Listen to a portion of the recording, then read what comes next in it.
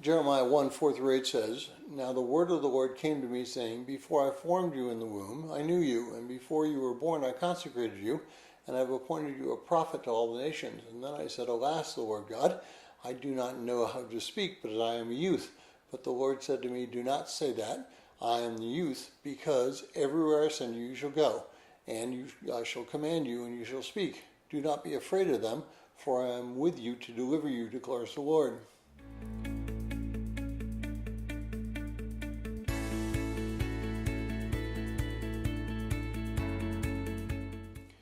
Well, if you're joining us in reading through this 90-day reading plan, today's reading is Jeremiah 1, and I encourage you to read that passage.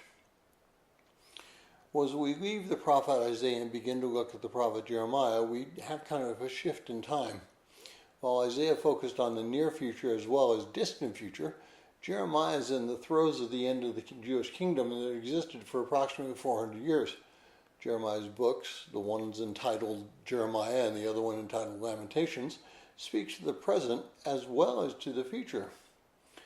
Well, I'd like to pause for a moment and focus on the fact that God is the author of history.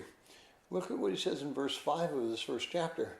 He says that before Jeremiah was in the womb, he knew him. Before he was born, he consecrated him. He has been appointed as a prophet to the nations. All of this happened prior to Jeremiah's birth. Well, God cannot be fooled. He knows who we are. He knows how we act. His plans are made and they cannot be changed. It is foolish for us to ask how this can possibly be. We must accept it and live by it.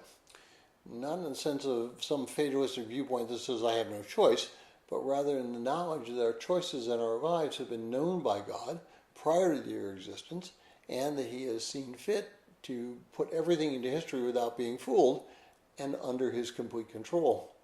Therefore, we must live as Jeremiah lived. We must live knowing, because we have a relationship with God through Christ, that he is in control, and no matter what our circumstances are, we are to speak his word.